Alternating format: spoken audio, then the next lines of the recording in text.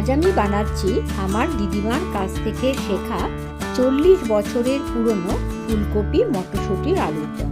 এই রান্নার স্বাদ আর গন্ধ একদম পুরনো দিনের স্মৃতি ফিরিয়ে আনে। এটার স্বাদ আর গন্ধ একদম অন্য ধরনের আর খেতে খুব tasty. Hello friends, welcome to Sumi dream world. যদি ভিডিওটা ভালো লাগে তবে একটা লাইক, শেয়ার ও সাবস্ক্রাইব করে দিও। তোমাদের একটা সাবস্ক্রাইব আমাকে অনেকটাই মোটিভেট করে। তো দেরি না করে চলো দেখা যাক কি করে করলাম। প্রথমে আমি একটা বড় ফুলকপি কেটে নুন দিয়ে হালকা সেদ্ধ করে নিয়েছি। এতে ফুলকপির ভেতরের ময়লা বা পোকাটা বেরিয়ে যায় আর গ্যাসের সমস্যাও একটু কম হয়।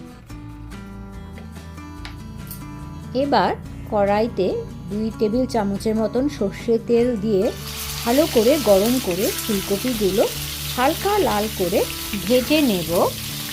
আর ফুলকপিগুলো যেন ভালো করে ভাজা হয়, একটা সুন্দর গন্ধ যখন তেল থেকে বেরিয়ে আসবে তখন আমি একটু নুন দিয়ে আবার ভেজে নিয়ে এবার অন্য একটা পাত্রে ঢেলে নেব। ভাজা যত ভালো হবে তত খেতে স্বাদ হবে।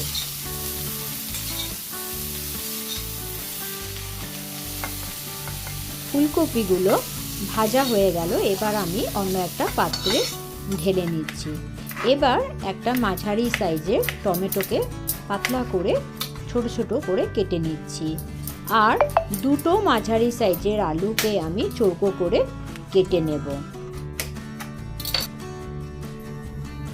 আর নিলাম 4 টেবিল স্পুনের মতন মটরশুঁটি, যেটাকে আমি গরম জলে ভিজিয়ে নিচ্ছি।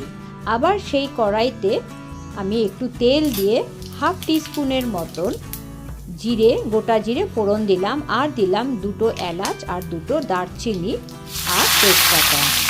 যখন তেল থেকে ভালো গন্ধ বেরোলে তখন আমি আলুগুলোকে ভাজা করে নেব একটু নুন আর হলুদ দিয়ে।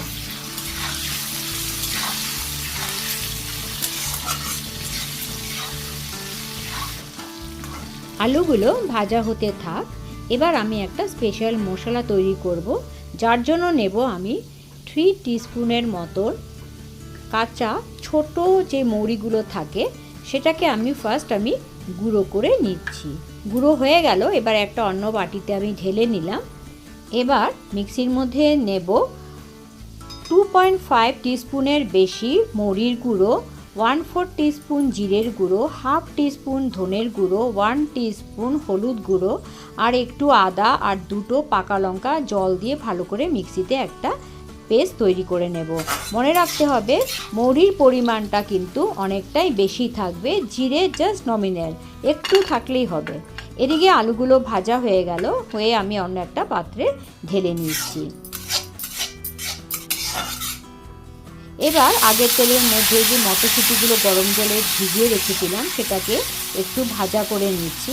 ভাজলে পরে একটা সুন্দর গন্ধ হয়। কাটা টমেটোটাকে দিয়ে ভালো করে তেলের সাথে এটাকে ম্যাশ করে নেব। টমেটোটা ভালো করে ম্যাশ হয়ে গেল। এবার আমি বেটে রাখা যে মৌরির বাটা মশলাটা তৈরি করেছিলাম সেটা আমি একটু জল দিয়ে ভালো করে কষিয়ে নেব, যতক্ষণ পর্যন্ত না তেলটা এই মশলা থেকে বেরিয়ে আসে। এই মশলাটাই কিন্তু আনবে এই ফুলকপি আলু মটরশুঁটির দমের একটা আলাদা ফ্লেভার এবং আলাদা স্বাদ। এবার আমি 1 টিস্পুনের মতন কাশ্মীরি লঙ্কার গুঁড়ো, স্বাদ মতন নুন আর 1 টিস্পুনের মতন আমি একটু চিনি এটার সাথে আবার দিয়ে ভালো করে মিশিয়ে নিচ্ছি। চিনিটা এই টমেটোর স্বাদটাকে ব্যালেন্স করে। আমার দিদিমা একটু মিষ্টি দিত, খেতে সত্যি ভালো হতো, তাই জন্য আমি 1 টিস্পুনের মতন এখানে চিনি দিলাম। মশলা থেকে যখন তেলটা বেরিয়ে এলো তখন আমি আলু আর ফুলকপিটাকে দিয়ে ভালো করে ওই মশলার সাথে কষিয়ে নেব। যত কষাবো তত স্বাদটা আরও ফুটে উঠবে। আগে দেখতাম মা দিদিমারা মশলাটাকে খুব কষাতো, যে কোনো তরকারি করলো মশলাটা কষিয়ে নেয়, তো এতে করে কি হয়, স্বাদটা আরও বেড়ে যায় আর খুব টেস্টি হয় খেতে।